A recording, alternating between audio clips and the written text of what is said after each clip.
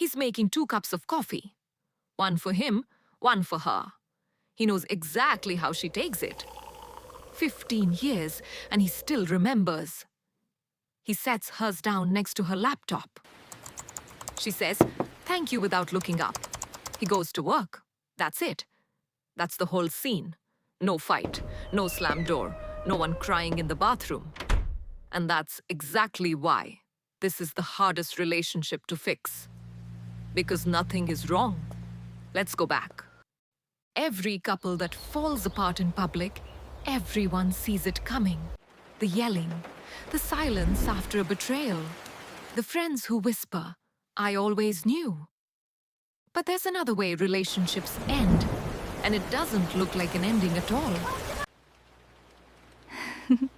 It starts the same way every good relationship starts.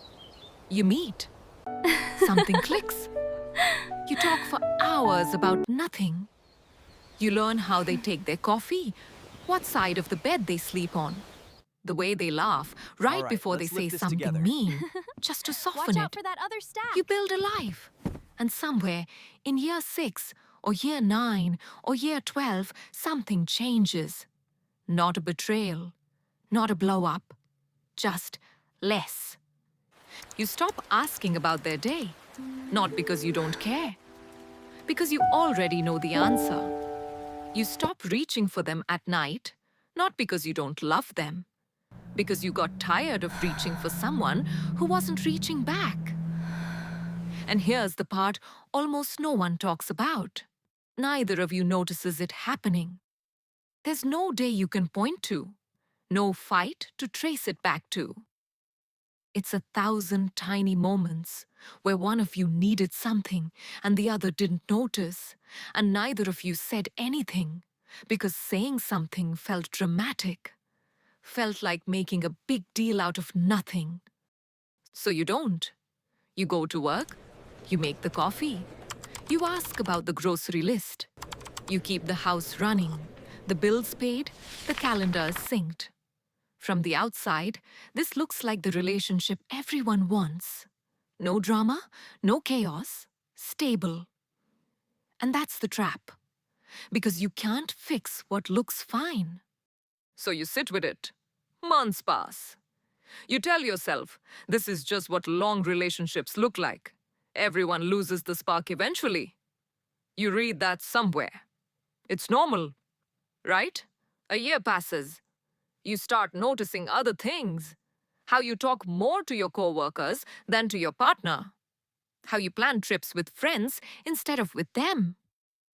How the thought of them being gone for a weekend feels less like missing them and more like relief. Compare this to a relationship that survives an affair. There's a clear wound, a clear apology, a clear decision to rebuild or not. There's something to point to. This has nothing to point to. Try telling a friend, "We don't fight. We're just not really together anymore," and watch their face. They don't understand. How can something be broken if nothing broke it? You try, you really do. A date night, forced and a little awkward, like 2 strangers who used to know each other. A conversation about reconnecting that turns into a conversation about the kid's schedule. A promise to try therapy made in earnest and then quietly not booked. Because trying requires energy, and the exhaustion that got you here doesn't just disappear because you named it. And this is where it gets dark, because eventually one of you says something. Quiet, careful. "I feel like we're roommates." And here's what almost never happens. They don't get defensive. They don't deny it. They nod.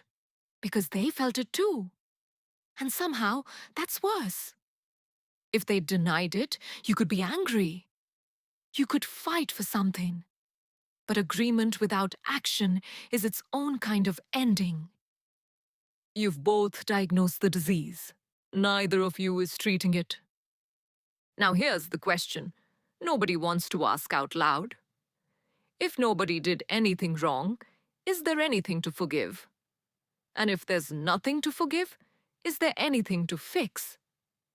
This is why the quiet relationship is the hardest one to save. You can repair broken trust. You can rebuild after a lie. Betrayal gives you a villain and a wound, and wounds can heal. But indifference doesn't heal. It just accumulates. Every unasked question, every unnoticed absence, every small moment where you chose comfort over connection, it stacks. And you can't point to a single brick and say, "That one, that's the one that has to go." You'd have to take down the whole wall. So what actually fixes this? Here's the good news nobody tells you in the beginning. This kind of relationship is actually one of the most fixable kinds there is. Not because it's easy, but because there's no wound to heal first, no trust to rebuild, no betrayal to forgive. Just two people who forgot to keep choosing each other. And the truth is, people can start choosing each other again. That's the part worth holding on to. The couples who turn it around all describe the same first step, and it's smaller than you'd think. Not a grand gesture, not a vacation neither of you can afford. One person on an ordinary evening saying, "I miss you, even though you're right here." Not as a complaint, as an invitation. And here's what's beautiful about that moment when it works. The other person doesn't need convincing. They've been waiting for someone to say it first. Because remember, they nodded too. They felt the distance too, which means the love didn't leave. It just went quiet, waiting to be spoken to again. From there, it's small things, done on purpose. 15 minutes of actual conversation instead of logistics. Asking a question you already think you know the answer to, and actually listening for something new. Reaching for their hand before you fall asleep instead of after you've already given up on it. None of this fixes 15 years overnight. But indifference built up slowly, one unnoticed moment at a time. And connection can be rebuilt the exact same way. One noticed moment at a time. He's still making 2 cups of coffee every morning, but in the version of this story that heals, something small changes. He sets hers down, and this time he waits. And she looks up. Just for a second. Just long enough for both of them to remember they're still in there. That's not the end of the hard part, but it's the beginning of the fix. And it's proof that the relationship everyone assumes is quietly dying might actually just be quietly waiting to be noticed again. If you've ever looked across the room at someone you love and felt completely alone, I want you to hear this clearly. You're not broken, and neither is your relationship. Distance like this isn't proof that the love is gone. It's proof that it needs to be spoken to.